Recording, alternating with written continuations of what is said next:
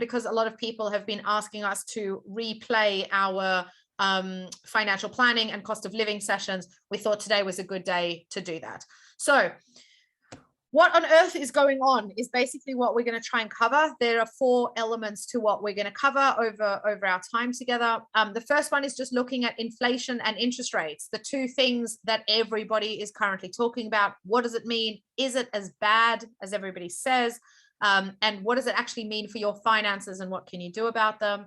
Second point is, are we heading for a recession? TLDR, we're already in one, but we'll get into a bit more detail there.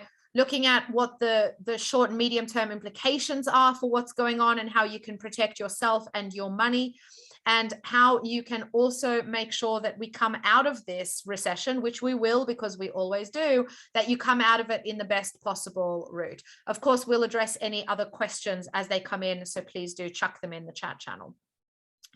So let's start with the word that everybody is saying, but a lot of people actually don't understand. Inflation is the rate at which stuff that we buy becomes more expensive or becomes cheaper, depending on what is happening. We are, as of a few days ago, when the April figures were released, sitting at 9% inflation. Now, you can see on the right-hand side where the number 9 is, that it is the highest inflation we have seen in a long time, but it is by no means the highest inflation we have ever had. So this is a BBC graph. The BBC do excellent graphs, and if you want to dig into more of it, I would urge you to have a look in your own time. But what you can see on this slide is the 4 gray sections represent 4 different recessions and financial crises. So on the far left-hand side, in the kind of late 70s, early 80s, we're looking at the OPEC crisis, which was the oil crisis across the Middle East, as well as a massive stock market crash that happened at the same time. Well, just after, but around the same time. You can see that the rate of inflation just almost hit 25% during a period of what is known as stagflation. Stagflation, because economists are not terribly creative people, is the mixing of 2 words. So it's stagnant growth and inflation. So your growth is going down at the same time as your inflation is going up. It's a very, very bad economic situation to be in. We are not in that at this point, but you can see, based on the number of what happened to inflation at that time, it is very bad, with prices increasing at 25%, which means that your £1 loaf of bread would be a £1.25 loaf of bread. So prices climb quite quickly. We had a recession in the early 90s where inflation was slightly lower than where it is now.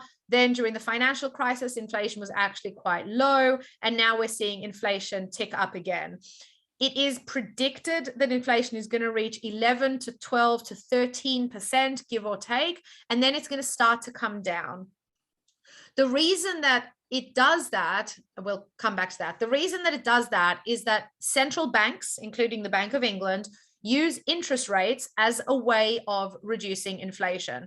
So what happens with inflation is that there's a lot of people trying to buy not a lot of stuff, and that pushes up the prices. We are seeing this primarily as a result of COVID. So the COVID just keeps on giving. So during COVID, we all stopped going on holidays and we all stopped eating in restaurants, although we increased our Deliveroo, but we stopped going out. We stopped spending on services. We were spending a lot on goods. So people were buying carpets for their house because they were recarpeting. People were buying new televisions because they were at home. They were buying Pelotons because they were at home. And so there was a lot of people trying to buy not a lot of stuff, but not spending it all on services, because we weren't going on holidays, we weren't going to the theater, we weren't eating out. So what's happened is there's been pressure on the supply chains. The supply chain is just a fancy way of saying the stuff that has to happen for the thing that you want to get into your hand. So for a car, for example, you've got all sorts of different components that all have to come from different parts of the world in order for the car company to put the car together and sell it to you.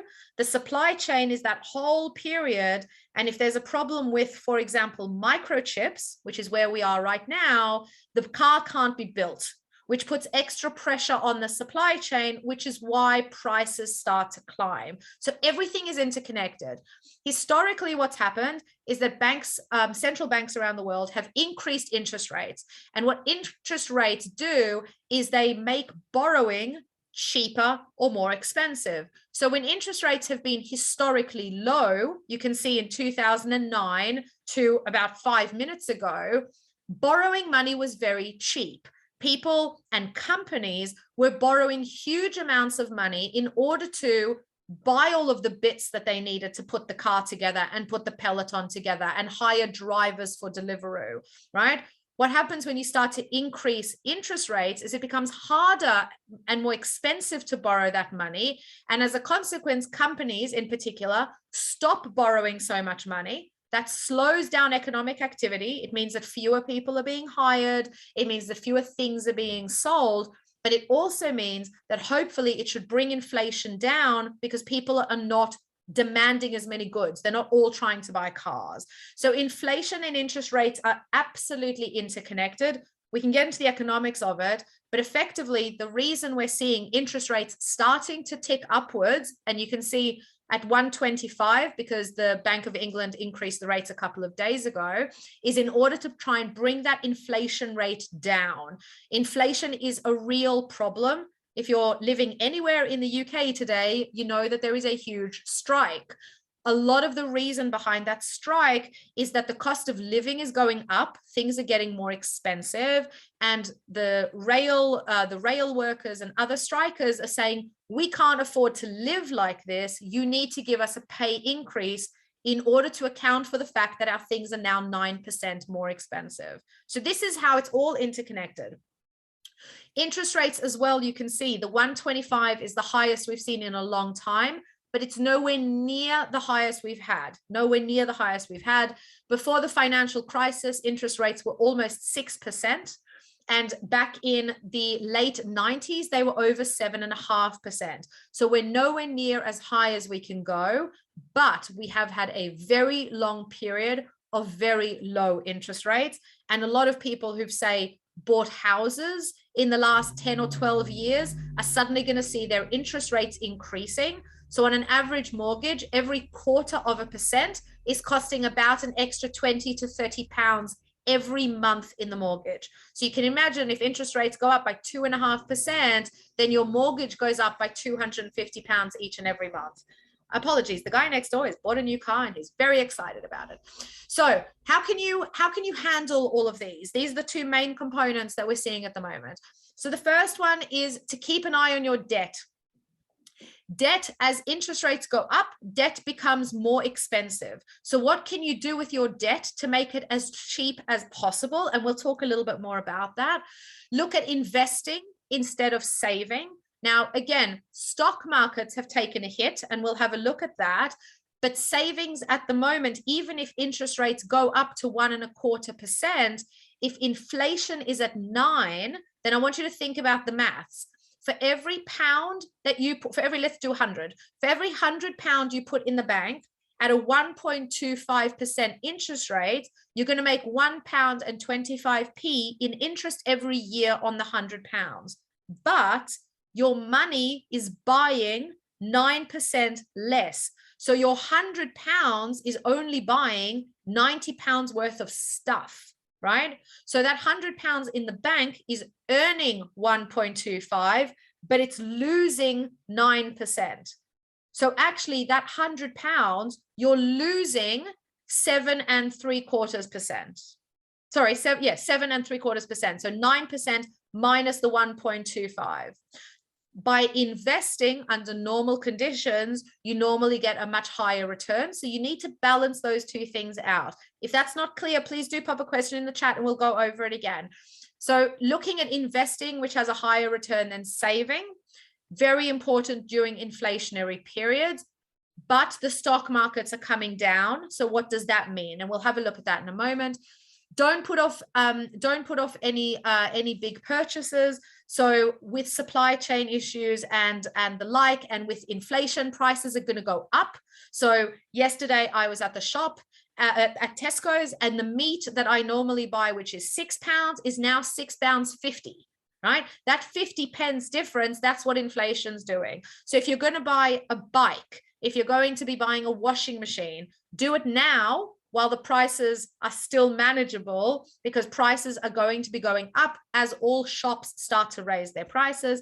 And shop smarter, look at where you're buying your stuff, right? So if you used to buy at Tesco's, you're probably now buying at Aldi, right? Look at where you can make some cost cuttings by shopping smarter. There is nothing you can do about inflation as a thing. Inflation is a thing that happens across the country. It's actually at the moment happening across the world. All you can do is try and put yourself in the best possible position by watching your debt, by being mindful of where you're putting your money, by doing any major purchases you need to do before all of the prices go up or early as possible, and to keep an eye on when you're spending and on when you're spending your money.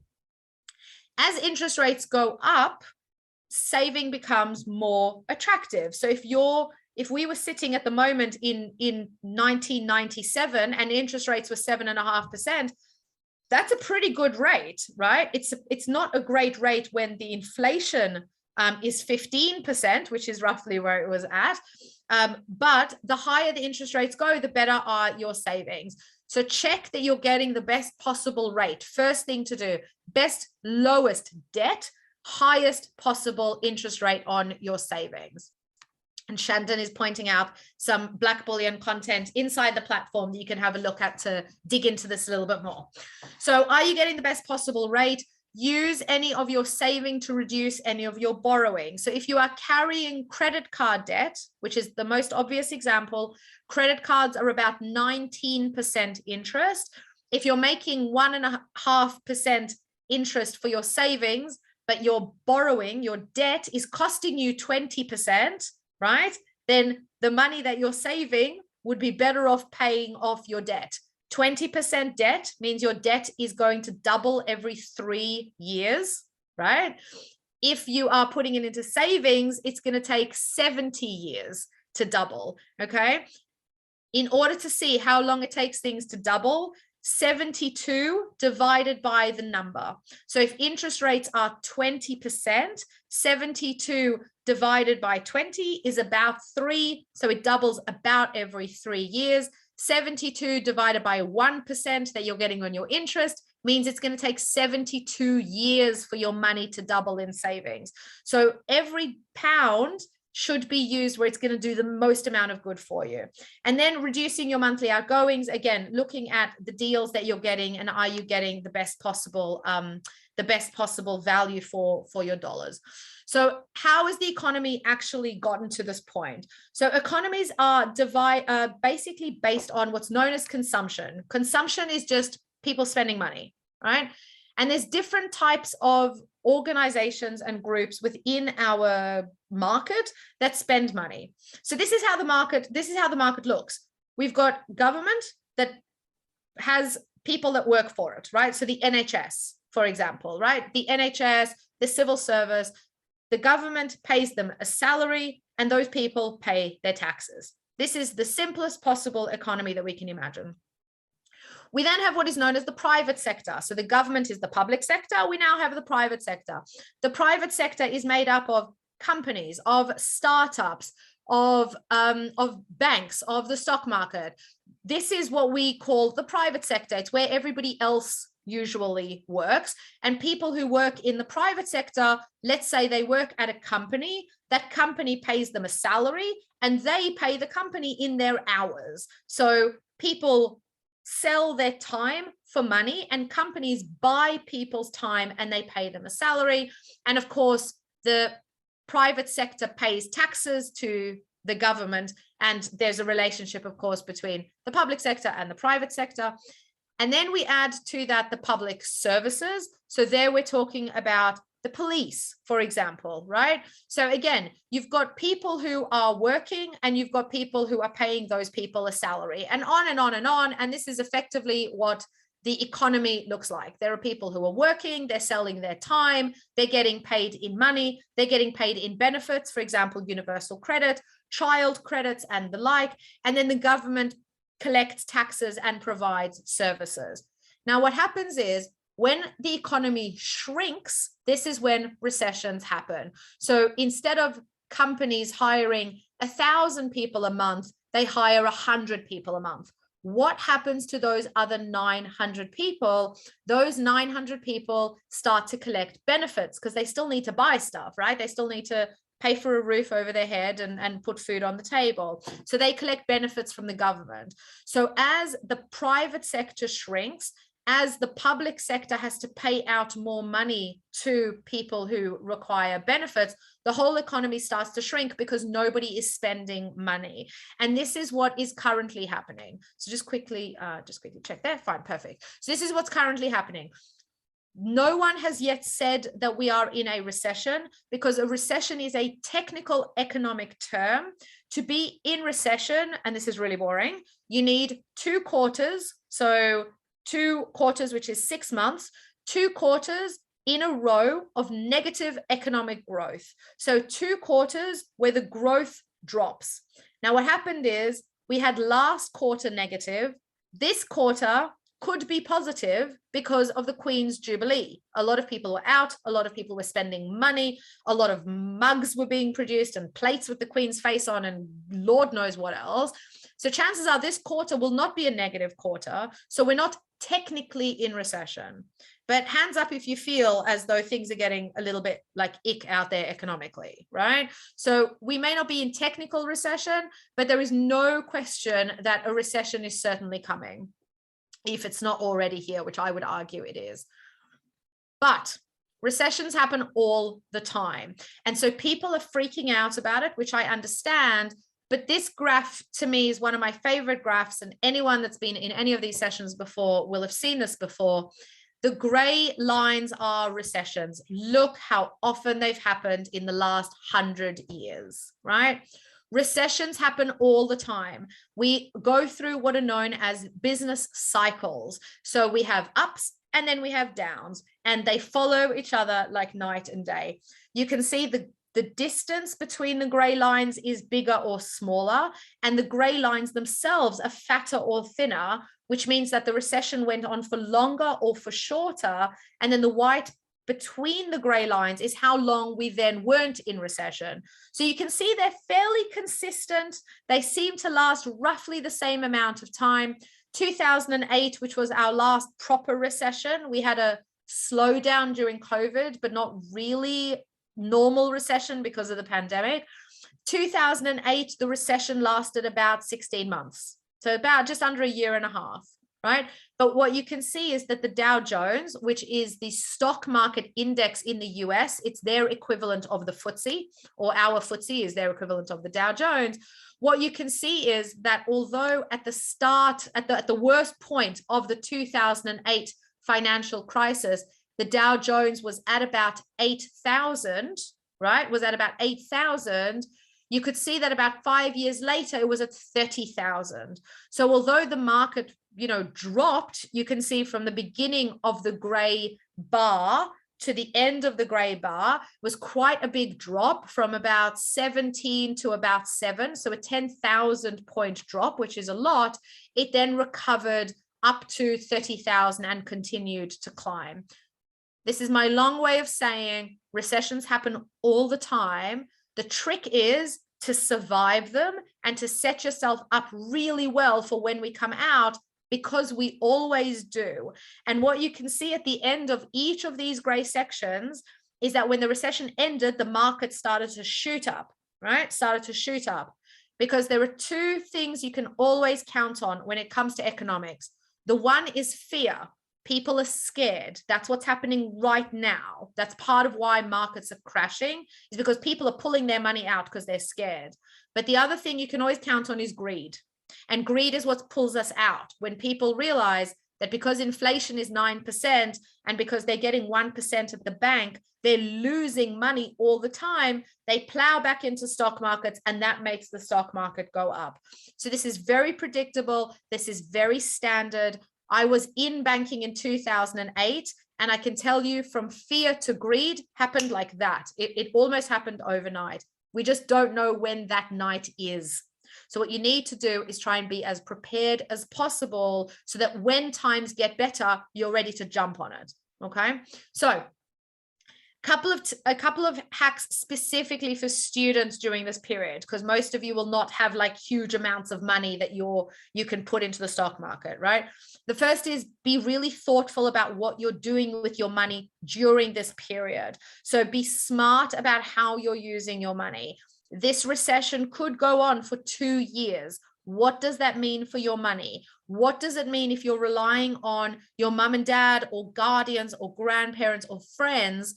What happens if they start to get into some financial difficulty? How do you make sure that you have enough money, right? So are you applying for all the scholarships that you can apply for? Do you have a part-time job if you can have it? Are you watching how much money is going out? Make sure that you're thinking about your money, making sure that it's working for you. From a debt efficiency point of view, this is things like credit cards that we were talking about before. If you've got credit cards, try and move them onto cheaper credit cards. There are a lot of 0% cards out there, worth moving your money to there. If you're using buy now, pay later, think twice about whether you need new sneakers right now or whether actually you can wait a couple of months. So have a think about your debt. Make sure that you're asking for help. Make sure that you're watching your mental health. There are people who already have anxiety, who are already stressed. Having financial difficulty on top of that makes it very, very difficult for people. So be very careful and make sure that you're asking for help. Wait for your mind to catch up with your emotions when you're doing things. Don't leap before you think when it comes to the economy. There's going to be plenty of opportunities coming up. Make sure that you tread very, very carefully, be strategic, be thoughtful, listen to people, learn, get yourself ready for everything, but be very, very cautious. This is one of those times that's going to be hard to read. If you are about to graduate, think about what your first job could look like. The graduate market always gets tougher during a recession. It's one of the first things that goes is graduate positions. If you are going to be looking for a job in the next 12 months, start thinking now about your personal brand, about your network. If you're not on LinkedIn, get on LinkedIn. If you don't have experience, try and get some experience, even if it's only a little bit on the side. The graduate job market may well be a little bit tricky over the next 12 months if history is anything to go by. If anyone is relying on you financially, make sure that you're thinking about that. If you're relying on anybody else financially, make sure you're making plans for that as well. And be honest with yourself about your spending. We hear all the time, I'm not kidding, we hear all the time about people who are too worried about opening their bank account to see what's in there. They're too scared of opening bank statements. I get it, but pretending that a problem isn't there has never, ever made that problem go away. So be honest with yourself about where you're at. No financial problem that you experience will be so bad that no one has ever seen it before. I promise you. Take yourself in hand, ask yourself the questions of how you can go about finding somebody to help you, how you can help yourself. By all means, get in touch with me. My details are on the Instagram. Always happy to chat with people. Be honest with yourself and ask for help if you need it. This is the time to get your finances sorted so that you're ready to fly when we come out of it. Planning is the most important component when it comes to money. That's true at 18, it's true at 80. This is just the way life is. Planning a little bit, spending 10 minutes a month will make all the difference in the world. Having financial distress, and by the way, this is not just for students, this is people right across the board. The mental health implications of financial stress are pretty serious. Not just negative thoughts, which is written there, but also worry, regret, dropping out of uni when you might not have under other conditions. And then we also know that people avoid seeing friends or potentially worse. If you have got any challenges, if you have got any questions, make sure that you reach out for some help. There are a couple of, I was going to say easy, there's a couple of straightforward actions you can take. The first is to create a budget. If you know how much money is coming in and you know how much money is going out, you are much more prepared for what is coming in and what is going out. You want to know where your money is going. You don't want to wonder at the end of the month where it's been, right? Take control of your debt, get your emergency fund sorted, and make sure that you're constantly reading and getting educated. That is, of course, what Blackbullion is all about. Use us, use us. There's a lot of information out there. In terms of easy foundations, again, trim the waste. Have a look at how many streaming subscriptions you have at the moment. So I was just looking at mine. I have Apple and Netflix and Amazon and Disney. Do I really need 4? Probably not. I'm going to dump 2 of them, right? Are you still a member at a gym that you don't go to? Are you paying for app subscriptions that you're no longer using? Magazines, music? Do you have, Spotify and Amazon Music? Do you need both? And the answer might be yes. There's no judgment. Just make sure that you're thinking about it, that you're spending consciously, not because you've always done it and therefore you will always do it. Be smart about your debt. Look at getting a second income or hustling some side hustle, and spend less than you make. I'm not going to read this through. Take a screenshot, have a look at it later. But these are the kind of financial mistakes that people make, and they always end up regretting it. Things like not having insurance when you've got £3,000 worth of laptop, mobile phone, and bike. These are the kind of things that people regret. So take a screenshot, and we're on 3, 2, 1, and we'll move on.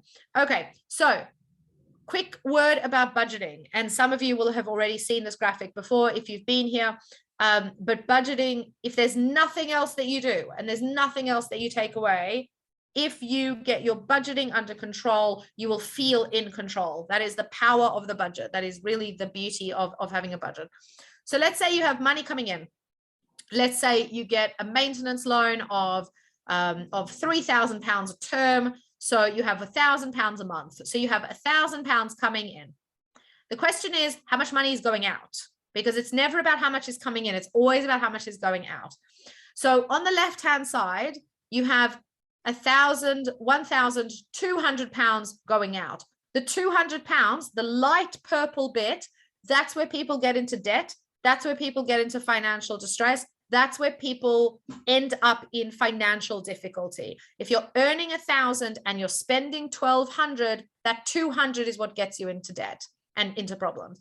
But if you've got 1,000 coming in and you've got 800 going out, that 200, which is that light purple, that's where you've got choice. That's where you've got options. That's where you can do what you want to do. If it's buying sneakers, or if it's supporting a charity that you're interested in, or if it's spending some money in order to buy books or to buy training or to buy anything else that you want, that £200 gets you rich. The other £200 that you're overspending is how you get into financial difficulty. I don't want to say it's that simple, but it is that simple. What you need to do is move from being in a position where you are in debt, you are spending more than you have coming in, which, by the way, is where most students are. So don't feel bad if that's the category you're in.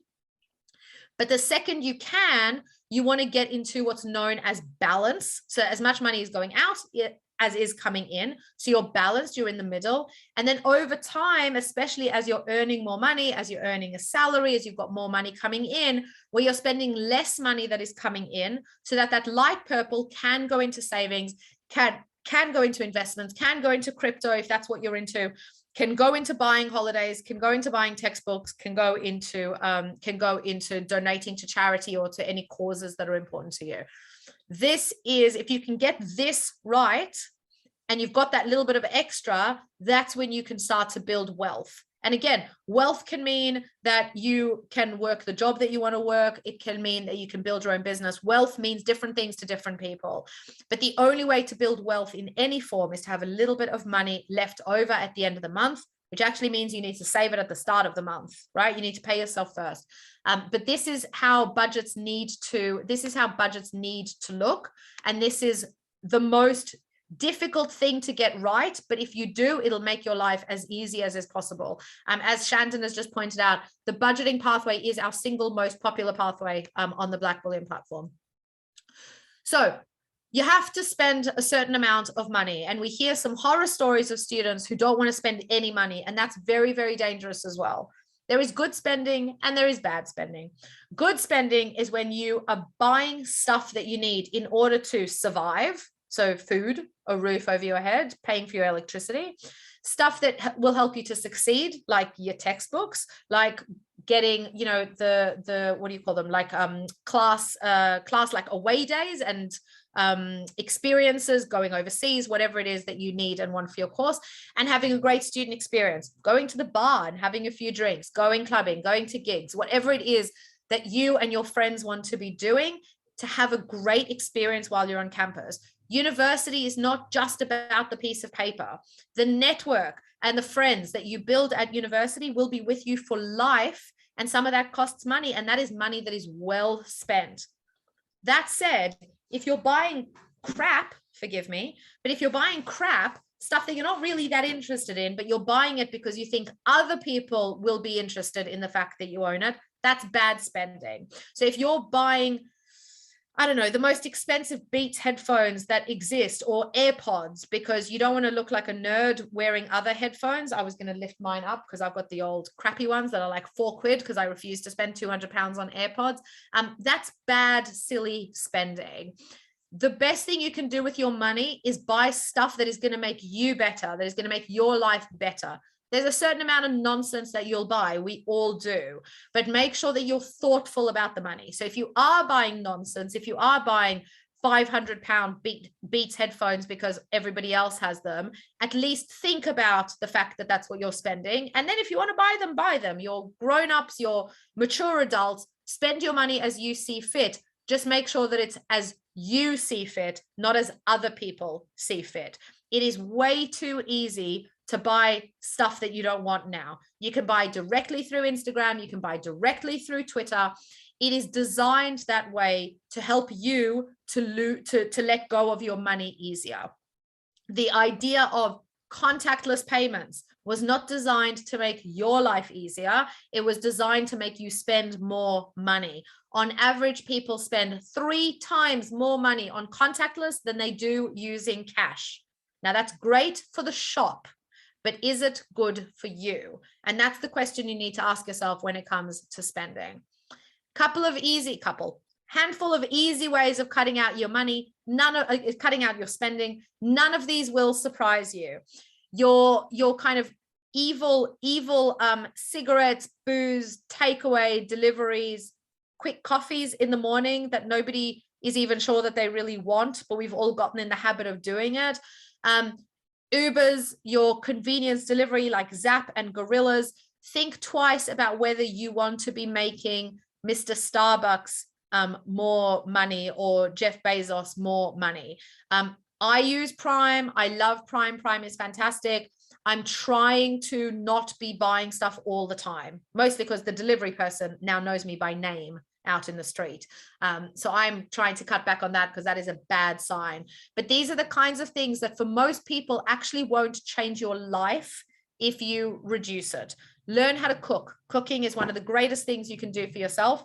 Both guys and girls love guys and girls who can cook. So learn how to cook. It's great for you. Again, not going to read this through, but there are some easy tips and hacks in here for how to cut your spending or make the most of what you've got. There are all sorts of really easy ways of saving money at the supermarket. Excuse me, I've been talking all day. Easy ways of saving money at the supermarket. The average supermarket shop is going up about 10 or 12% at the moment. So it is getting very expensive very, very quickly. Make sure that you are looking at home brands, that you're bulk buying, that you're looking up and down on the shelves, right? The middle shelf, it's all psychology. The middle shelf is often the most expensive choice. The stuff nearer to the ground and the stuff nearer to the top, if you're tall enough, usually a lot cheaper. Make sure that you're getting club cards, especially places like Tesco at the moment are doing great deals on club cards. Check your local corner store, because sometimes for fruit and vegetables, they're actually cheaper than the supermarket. Check out where you can get the best deals. I now shop in 3 different supermarkets depending on what I'm buying. So things like flour and pasta and shampoos, I buy at Aldi. Fruit I buy at Tesco's, and vegetables like tomatoes I buy at my local ethnic shop, because they have the most amazing tomatoes. Don't be afraid to bounce around for what's going to work best for you.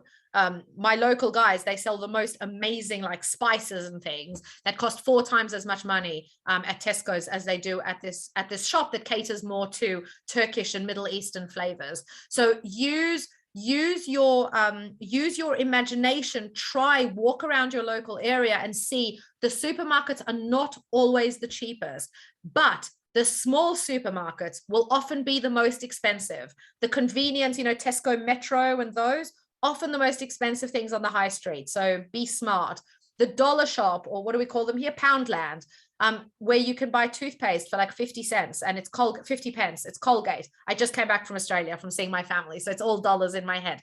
But your Colgate toothpaste at the pound shop is like 50p, 75p instead of £3 at Tesco's. So be creative, because some of these things will save you a fortune of money. The problem with cutting down your spend is that there's only so much you can cut. There is a flaw to how much you can cut your spending, because you do need food and you do need to pay for electricity and you do need to pay for rent. There is, however, no flaw to how much you can earn. You can earn an unlimited amount of money. Just ask Jeff Bezos. So on the one hand, we're looking at how to cut spending. On the other hand, we're looking at how to make more money. Now, while you are studying, don't spend all of your hours where you should be studying in class earning some money. That's not a sensible trade-off. But if you genuinely need the money and it fits into your schedule, then it's well worth finding a job. There are a lot of jobs on campus, There's a lot of part-time work. There's a lot of casual work, weekend work. And with holidays, there'll be a lot of summer work, and there's always a lot of Christmas period work. Earning a bit of money on the side is great. If there is something that you're particularly interested in or particularly experienced in, let's say you like to write, or you do website design, or you build places in the metaverse, whatever it is that you're doing, if it's the kind of thing you later want to build into a business, university is a great time to try it. So every campus in the country now has entrepreneurship like hubs where people will help you to build your own business. That is another way of making more money. It doesn't have to generate huge amounts of money. A couple of weeks ago, we had Ollie Forsyth on talking about how to build a big business. Most people want to generate a couple of extra £100 in a month, right? So doing web design, doing babysitting, doing dog walking, all of these things can earn you just enough money that you're making more money, so you don't have to buy your tomatoes from Lidl, for example, right? So cut what you can from that isn't worth you spending, and generate more money if you can do it without impacting on your degree and on your marks. The last thing you want to do is be making an extra £100 a week, but come out with lower marks than you were expecting and not get into that graduate job you wanted. So make sure that you're smart about how you're spending your time. Again, a whole bunch of different ways that you can do it, and feel free to screenshot it. Tutoring is incredibly well paid if you have the skills and the abilities to do that. All sorts of hobby and freelance stuff that is out there. And then the very traditional pre-COVID jobs of packing shelves, serving coffee, looking after pets, anything like that. So there's a lot of different ways of earning money. Make sure that it fits in with what is most important, which is actually your degree and the work that you're doing. There are a bunch of different tools out there. Inside the Blackbullion platform, there is a budgeting tool, but there are also any number of apps out there. Chances are some of you are already using some of these. Let the technology do the heavy lifting for you. I'm not recommending any one of these over any of the others. These are just the ones that are out there. Find something that works for you. Make sure that you are able to track your money. If you can track your money, everything else in life really does get a lot easier. And then just as we start to approach the end of our time together, people are always asking for some books. So these are the books that I recommend. I would start with The Richest Man in Babylon. It is like it's a fable. It's like a little work of fiction. It's only about this thick, so really you can read it like in one sitting in the bath. But it is a fantastic little book about having the right money mindset. If you're looking at investing, then The Intelligent Investor and the essays of Warren Buffett are really good for that. If you're interested in property, then The Total Money Makeover, as well as Rich Dad Poor Dad, which I realize is not in here, are also very good. Almost all of these books can be bought secondhand for a couple of quid. You don't buy brand new any of these. These are all books that are at least a few years old that you can probably pick up for a couple of quid on Amazon or at your local bookshop. And then in terms of final tips and hacks, just little things, make sure that you are doing what works for you, but make sure that you are also looking after yourself first. So the only one I'm going to highlight is pay yourself first. And I want you to think about taxes. Nobody waits until the end of the month to pay their taxes, because HMRC know that by the end of the month, you're not going to have any money. So Rishi Sunak takes your tax before you get your money at all. That money never comes to you. Be as smart with your own money as Rishi Sunak is with your money. Make sure that if you have got any money coming in, that you put some of it away for savings before you even know and remember that it's there. Set up a standing order, slice it off the top of your income or your student loan, put it into a savings account. Even if you're only saving £20 a month, £10 a month, it will make a difference. It'll get you into the habit. It's a lot easier once you're doing it to start increasing your standing order. The most difficult thing in the world is setting it up, not because it's difficult, but because you have to overcome the lethargy and the I can't be bothered in your head. Setting up a standing order takes about 30 seconds with your bank, but motivating yourself to do it can take weeks. So do it right now. Do it right now, and then you've got it. Okay, so pay yourself first. Be as smart with your own money as Rishi Sunak is with your money. So the last one is some of the podcasts, and if you've got any questions, please do pop them into the chat, because that's the end of the formal presentation. There's a few really good podcasts out there. So please do, have a look, have a listen, be constantly learning, get educated. The only way to use your money well is to make sure that you're using it for what you want.